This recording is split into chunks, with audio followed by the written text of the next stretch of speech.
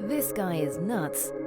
Is he really making daily recordings of his possible divorce and releasing it as a podcast? They both cheated on each other? She's making 6 figures and still doesn't contribute to any joint endeavors financially? Why is she still with him? Why is he still with her? I can't wait for the next episode. This helps me be a better wife. So this is how men think. I hate my husband less now. I understand my wife more now. These are some of the listener comments to the Divorce Diaries podcast. All over the map, I know. These anonymous accounts of events should resonate with anyone that has been married, is married, or is preparing for marriage, and helps couples avoid pitfalls as they might prepare for marriage. Entire seasons are released on Patreon weeks before anywhere else. At Divorce Diaries Podcast Patreon page. Link in description. Now for today's episode. Simply put, I'm just too damn intense. What is that? Like, intensity. And the fact that I'm so intense. Like, what does that mean? Like, let me tell you a story.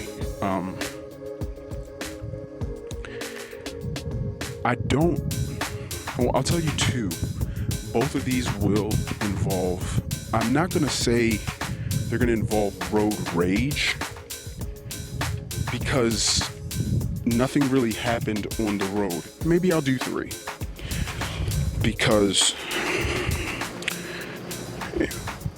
one has been me multiple times in the car with people and without.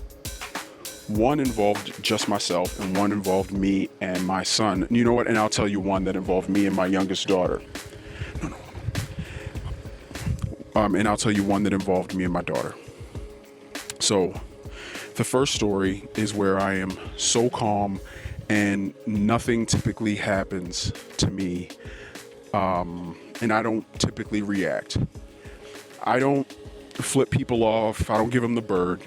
I don't curse in my car and bang on my steering wheel and yank on it. I don't do any of those things.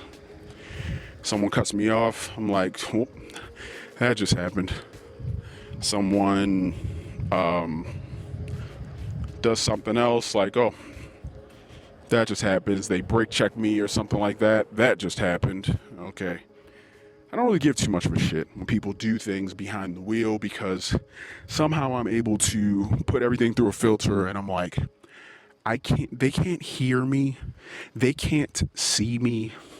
They don't know me. And the chances of that person doing that thing in real life is very slim. And they did it to a vehicle. They didn't really do that thing to me. I'm sort of like a personless, a faceless, it's like a victimless crime.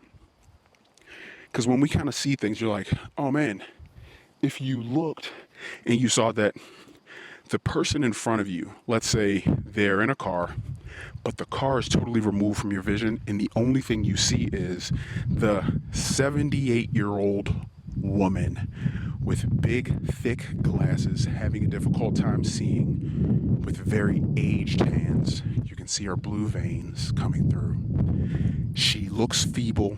She seems tired, but she seems like she's focusing with every bit of strength she has just to get home, because this is only the second time she's driven this month, and she's going out to grab her prescriptions and grab some milk from the store so she can get back home and take her medicine and see her stories.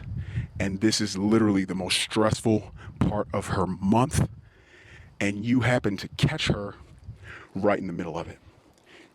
If you see that woman, you're actually going to slow down well before you get to her vehicle, because remember, you can't see her vehicle now.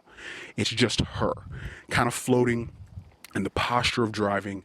This is her. This is what you see. And you would immediately spot her from 20 car lengths back, and you're like, I think that's an older lady. As you get to 18 car lengths away, yeah, I think that's an old lady. It's confirmed at 15 cars distance. You know what?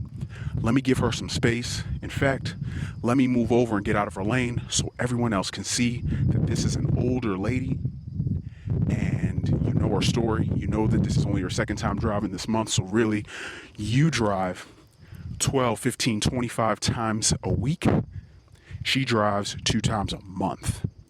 So you almost, in your own way, you slap a student driver label on this woman's back and you give her the same distance, time, respect, and calmness, and you try not to jolt her with your horn.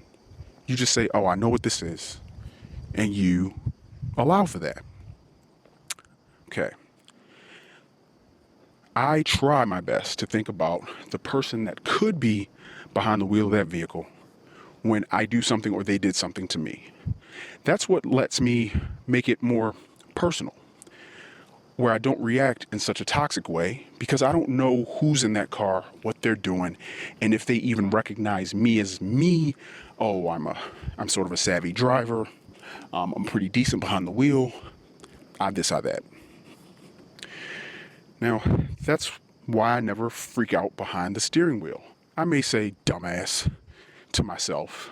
I may even say it a little bit louder, but that's about as far as I'll go. Dumbass. Seriously? What the fuck? In pretty much the tone that I just gave you. That's how I say it. Okay? So then there's another thing that happened. I'm in the car and someone cuts me off. They were tailgating me, and I was going to Qdoba. They're tailgating me, and they're right on my back. And as we enter Qdoba, for whatever reason that night, there must have been a lot going on. There's a very awkward entrance into this specific Qdoba, and the cars were backed up in the parking lot, all the way wrapped around and out onto the road. I mean, it's backed up and everyone can see it, everyone notices, and we're all just kind of waiting our turn so we can get into the parking lot. And when I say it's not like we were waiting for like 4 seconds. No, we were waiting for 20 seconds once you get there. By the time no one moves in 20 seconds, you kind of track your eyes up and you see within 15 more seconds that, oh, this is a really bad backup into the parking lot that's stretching around and I'm going to be here for a while. So it's just one of those understood traffic jams where you're just, all right, this is what it is. So we start trickling in one car at a time over about 2-3 minutes. You know, when you're pulling into Dunkin' Donuts or Qdoba or any little small shopping center like that, usually you can kind of get in there. You might have to tap your brakes a few times. Maybe there's a car backing out, but within 30 seconds, you're kind of past them and you're in your parking spot or you're beginning to locate the place that you're going to park. That's how it's working. That's how it goes. But this time, we get up to the parking spot sections and we see what's happening. It's a really tight parking lot. Cars have to do a lot of 3-point turns if they find themselves in a tough spot. And that's what was happening. Cars were doing 3-point turns. There was one car parked awkwardly. So that's the thing that was sort of making everything awkward for everyone else. So we're all just having to deal with and suffer through the pain. All right, cool. So then we've got a guy behind me. Back to him. He starts leaning on his horn as I'm allowing this other car to come out of a parking spot. And I'm like, okay, well, but then he leans on it some more and he leans on it some more. And this guy's honking and holding it for about what seemed 30 seconds to a minute, which is a long time in honking dog years. That's a long fucking time. So this guy is leaning on the damn horn.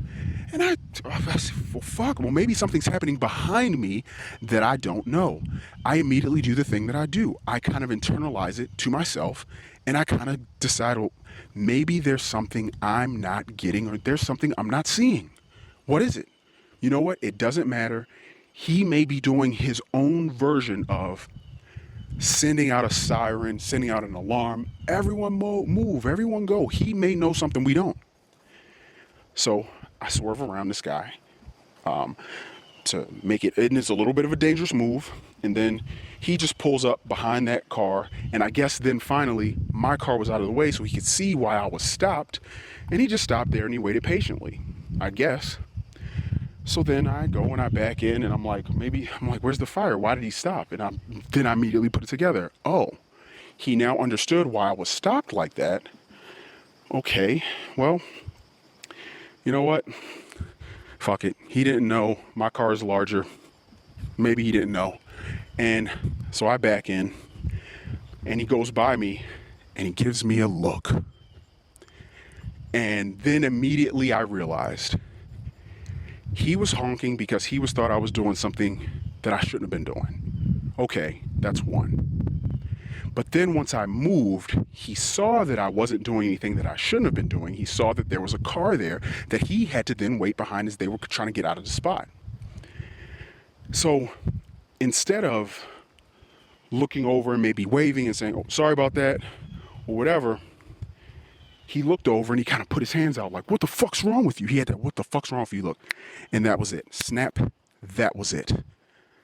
What I'm learning is we have two parts of our brains. We have the emotional part of our brain, and we have the, oh my gosh, what is it? The conscious center of our brain? Something like that. There are two parts. And if you put your fist, Dan Siegel, I think he's a scientist that came up with this, and or came up with a way to articulate this. If you take your fist, you ball it up, but you don't have your thumb untucked like you're going to make a fist, like you're going to punch something. You tuck your thumb in first, fold your fingertips down over top of it to make what you would have is a tucked in thumb sort of fist.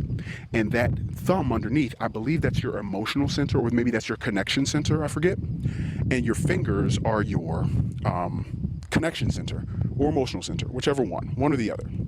And if you raise your four fingers up on top while leaving your thumb tucked inside at your palm, with your fingers coming up, it resembles something like a lid that is flipped. And that is where the saying goes: when your connection center and your emotional center separate, lift those fingers up and bring them down, lift them up, bring them down. That is called flipping your lid. And that's what happened in that second. I flipped my fucking lid. And this guy, what made me flip my lid was realizing that this guy was just a pure asshole and was not paying attention to what was happening. And even once he saw it, he must have flipped his lid too, which is why he probably leaned on the horn. He wasn't able to notice things. He wasn't able to connect things as it related to the emotions that he was feeling. So his lid was flipped, and I was the recipient of him flipping his lid. And then once I realized everything, I flipped my lid. So I get out of my fucking car. I go over to, and he's in the car with his wife. Wasn't a good move on his part. I was alone and by myself. And I was ready for whatever came next. I walk over to this guy's thing. He has his window down. Hey, buddy. And he starts to open his car door. And I said, get the fuck out of your car. I wish you fucking would. You don't know who you're fucking talking to. You don't know who you're dealing with. And I'm doing all this posturing and puffing, and big shit's coming out of me, and all kinds of words of all sorts of colors. I'm in this guy's fucking ass. His wife's over there. She slides it down as low as she can fucking get in the seat. Oh my God. She wants to get out of there. She's probably a little bit scared because now what happened was mortality and realizations were coming very close to each other in proximity with these two males. Her husband lost his shit, and he usually probably talks big and bad in the car, but now he's confronted with an actual human that he may have to fight. And that's when life and reality hit you. Me too. Because now I'm out of my car. And now I'm walking over, and I can't stop myself either. I'm just fucking walking over, and I'm like, okay, motherfucker, this is it. It's on. And he somehow was snapped back into reality. Maybe his lid came back down. Maybe his lid was never popped. Maybe he was always more reasonable and rational than I. Maybe he was always as reasonable and rational, but he just thought that he was in an alternate reality and he could do and say whatever he wanted. And then the reality of me in front of him changed things. Sorry, man. Sorry. Okay. he puts his hands up and starts to kind of back away and gets into his car. I'm sorry about that. And I was just like, and you better not be going in the fucking Qdoba to get no fucking tacos, because I'm going in there. And if you walk in, I'm just going. And I was serious, because I have this thing, I think, where people aren't being righteous. I want to right that wrong. I feel like the world is already bad enough. So when we, as people, do things like hurt others when they don't need to be hurt, when we exacerbate situations, when we show huge amounts of frustration, and we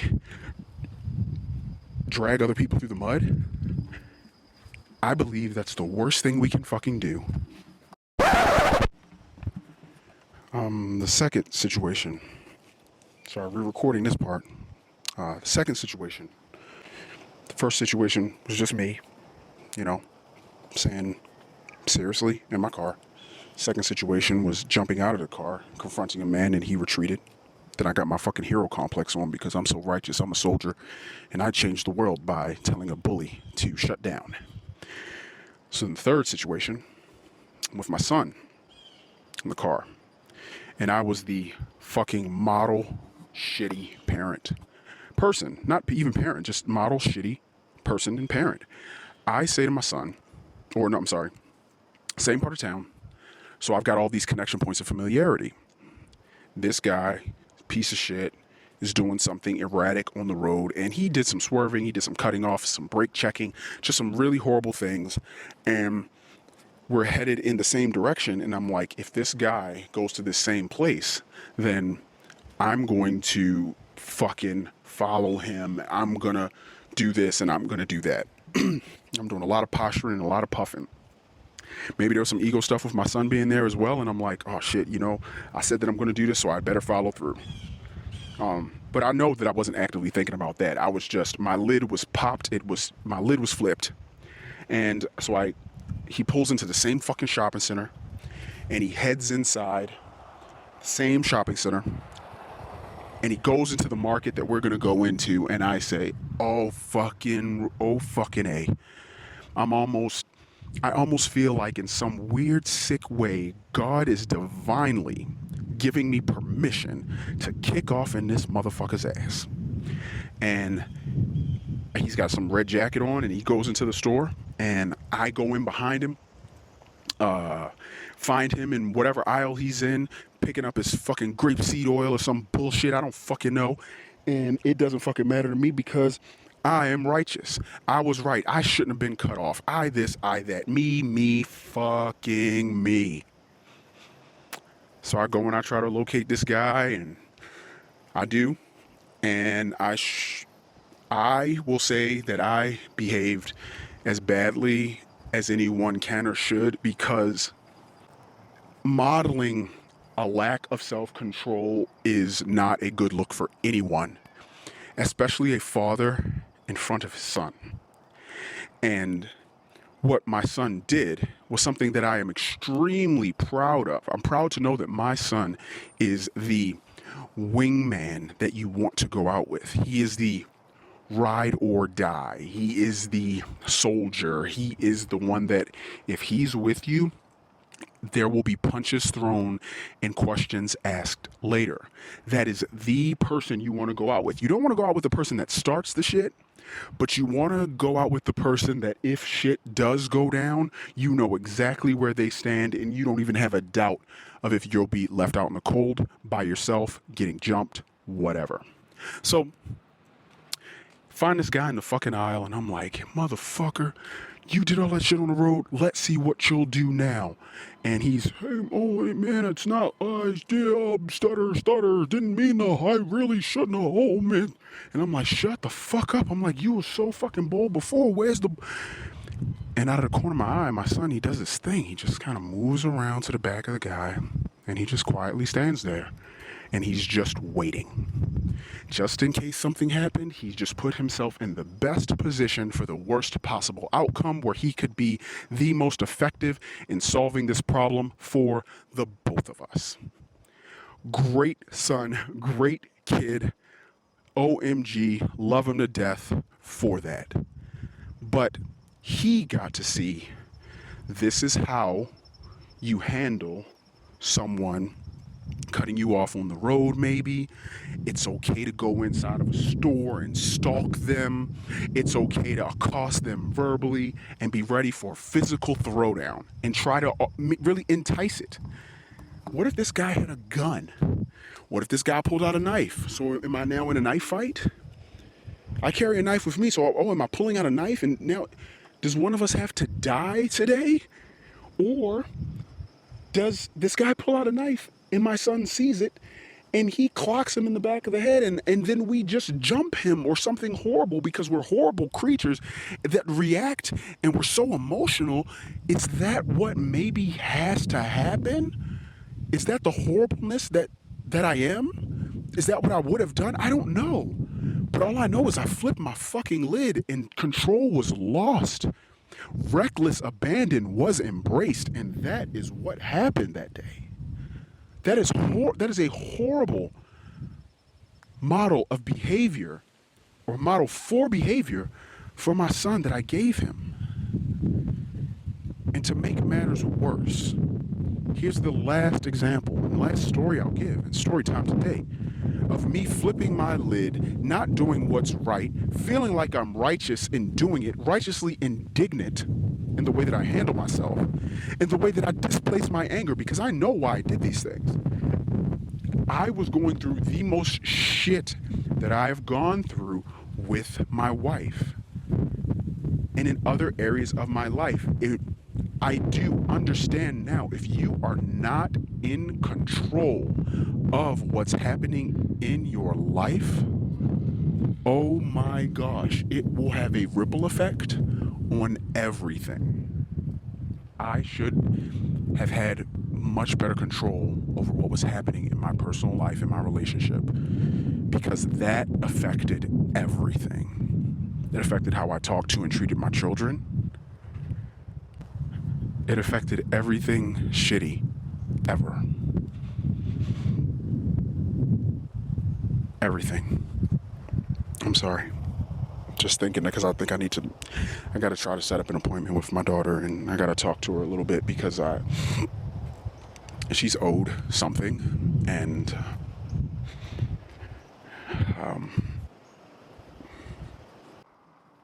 sorry. The last story is my youngest was with me, and same part of town, same neighborhood, same area. So it was almost like my pump was primed. The triggers were there, and I'm just like, oh, this is what it is. Oh, this is what we do. Oh, this is what's happening. Okay, I'm in. And I just became this thing, this person. So,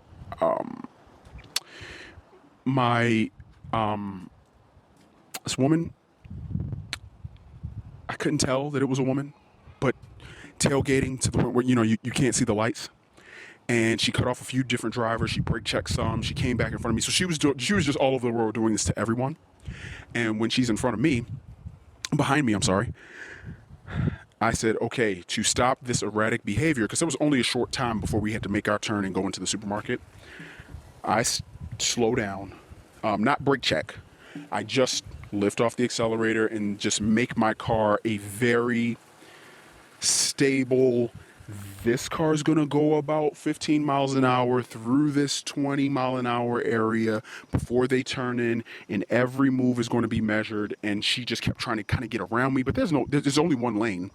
And she kept trying to swing around left, swing around right, swing around left, swing around right. She was doing all of this erratic stuff, very, very unsafe stuff that this woman was doing. And then once we went into the parking lot, she parked and she goes into the same store. And I'm righteous. And I should be able to do this, and I should be able to do that. So I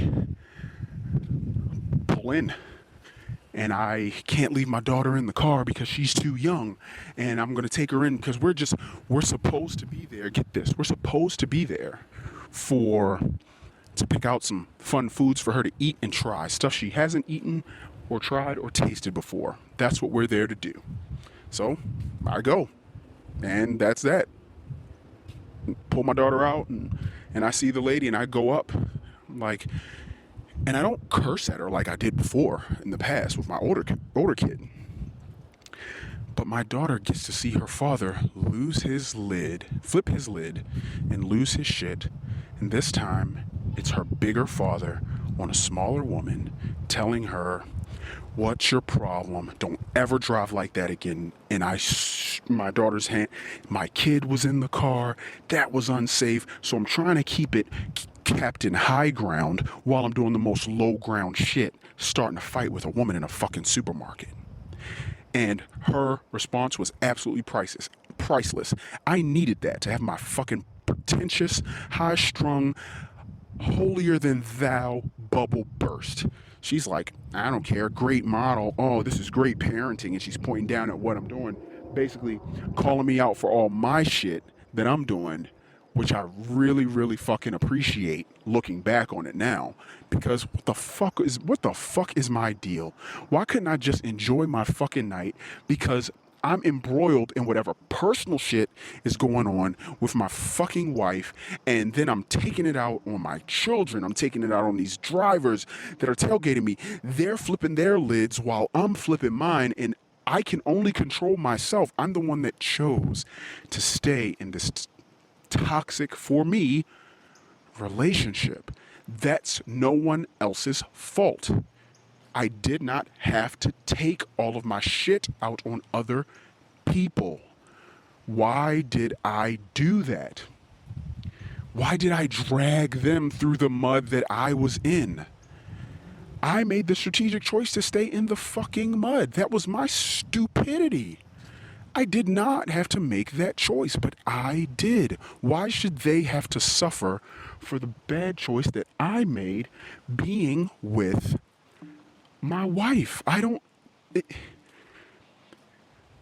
have learned that my perspective has been so negative for almost the entirety of my life. I understand where it comes from. I need to understand and unpack the knowledge of having the narcissistic parents that I've had and the abuse that I've suffered with them. It's sort of it's a really difficult tangle of wires to unravel, because there's so many connection points I'm finding with, oh, your mother was a bit manic and controlling, but it was packaged as if she was a sweet, caring, giving person. So the wrapping paper around her emotional abuse was one of purity that felt like it maybe was righteous. So because you viewed or felt genuine love from your mother while you were being abused, you likely will perpetuate that same quote-unquote love that you feel you got from your mother. You will likely perpetuate the same controlling aspects of life.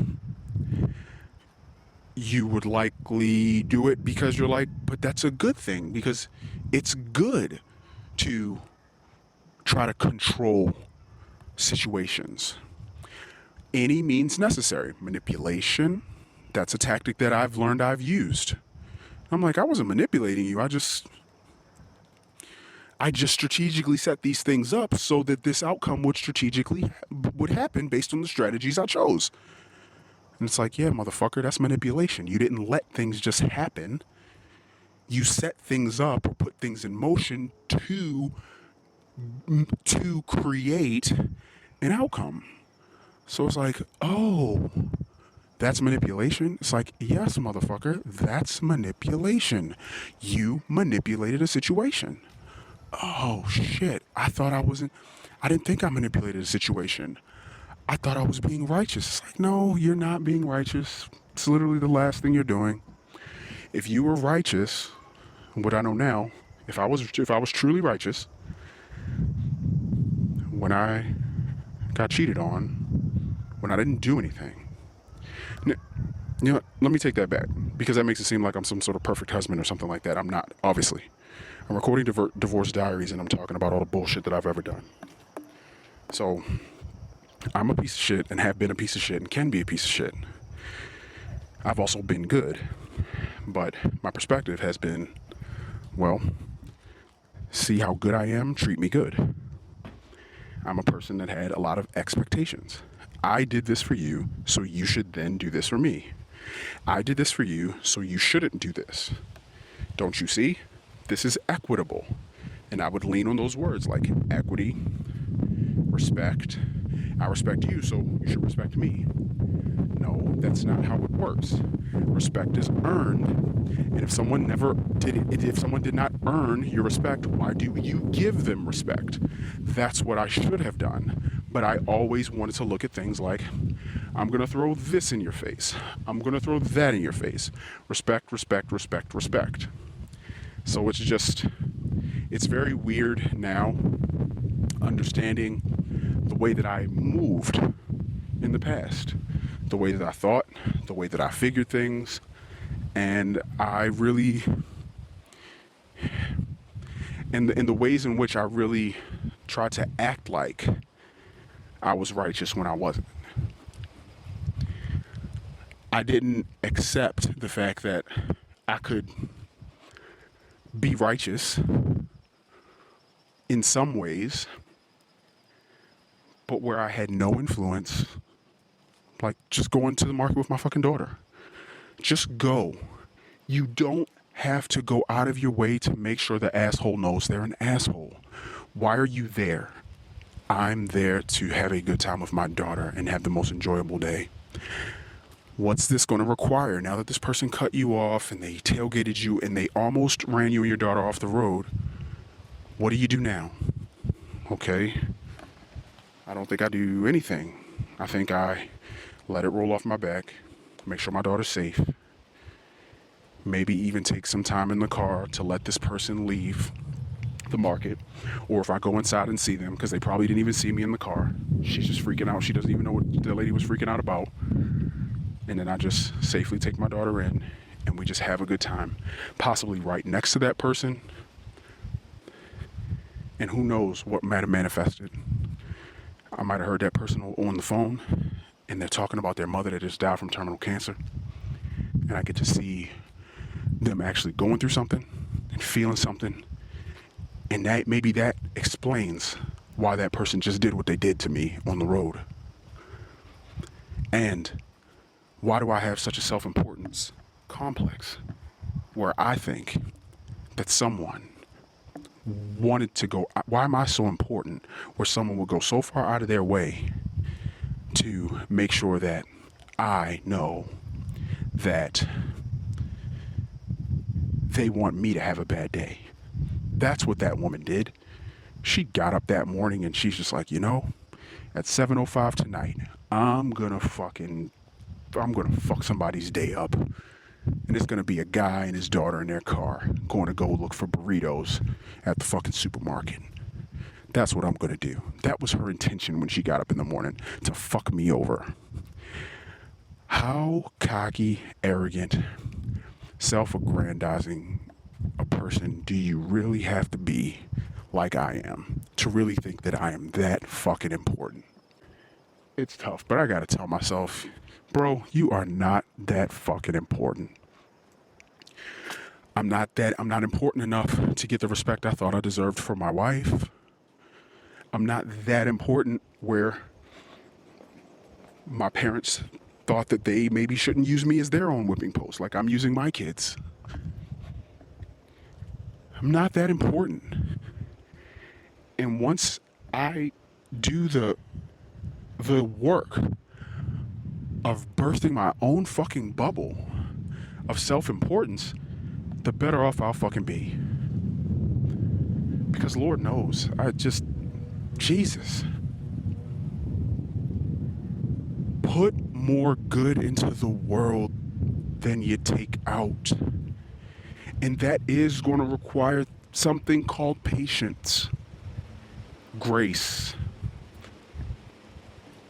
It's gonna take a lot sometimes to fucking eat crow. Yeah, it would have hurt for me to walk away from my fucking mom earlier. It would have hurt to walk away from her. But I ended up walking away from my mom in the end to disconnect and stop talking to my father because of his toxicity and the hurt and pain that he was inflicting on my life, willingly inflicting on me. It was rough, but I really, really, really needed to do it. And had I done it sooner, I probably could have saved myself a lot of heartache and headache. Walking away from my wife when she disrespect after disrespect after disrespect, that would have been the absolute best thing for me to do, but I didn't. I didn't do it. I just fucking didn't.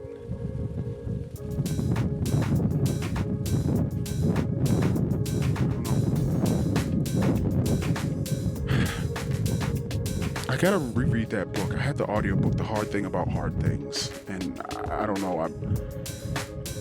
I didn't have the paradigm shifts that I've had lately. I haven't been in therapy. I wasn't in therapy at that time. I think I need to go back with these renewed and new perspectives and see, like, all right, what the fuck? What am I thinking here? How do I feel? How are things going? I'll do that. But yeah, I fucking flipped my lid, and that's what flipping your lid is. Your connection center, your emotional centers of your brain separating from themselves. Therefore, you have a lid that flips. It flips. Your lid flips. I'm a work in progress, as we all are, and I don't know, this one wasn't really so much about divorce, but this was about me, and it was about how I respond to stress. And I know that as a father, as a husband, for as long as I will be husband, I am not,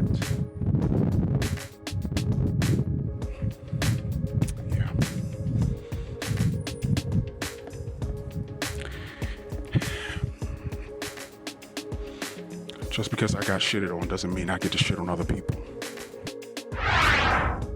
Wow, that was the Divorce Diaries podcast. The Daily Saga will continue tomorrow.